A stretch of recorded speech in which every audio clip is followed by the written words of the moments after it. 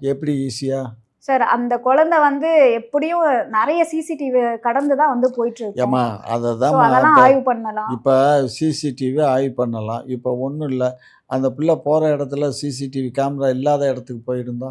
அதுவும் இல்ல பள்ளி அந்த குழந்தை ஸ்கூல்ல இருந்து டைரக்ட்டா காணாம போயிருக்கு. கண்டிப்பா பள்ளிக்கு வெளியில சிசிடிவி கேமரா இருந்திருக்கும். இருக்கணும். அப்ப அந்த அந்த பிள்ளைய மட்டும் ஒருத்தன் கடத்துறான்னா, அது பிளான் பண்ணி கடத்தியிருக்கணும். அவங்க வீட்ல விசாரணை பண்ணணும். அவங்க வீட்டுக்காரவங்க ஒத்துழைப்பு பண்ணணும். என்ன மாரி யாரெல்லாம் அந்த பிள்ளை கூட யாராவது பேசுனாங்களா? வச்சாங்களா? அவங்க படிக்கிற பிள்ளைகள் இதெல்லாம் விசாரணை பண்ணுவாங்கடா. காவல்துறை வந்து ஸ்டெப் எடுக்காம இருக்காது. ஏன்னா, தேர்தல் நேரம் நெருங்க நெருங்க அரசாங்கத்துக்கு வந்து இந்த மாரி சம்பவங்கள்லாம் வந்து ரொம்ப கஷ்டம்.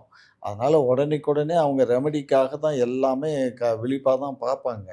இருந்தாலும் நம்ம வந்து இந்த விஷயத்த அவ்வளோ ஈஸியா விட்டுற முடியாது. அதுக்கு வேண்டிய நடவடிக்கை போலீஸ் எடுக்கும்.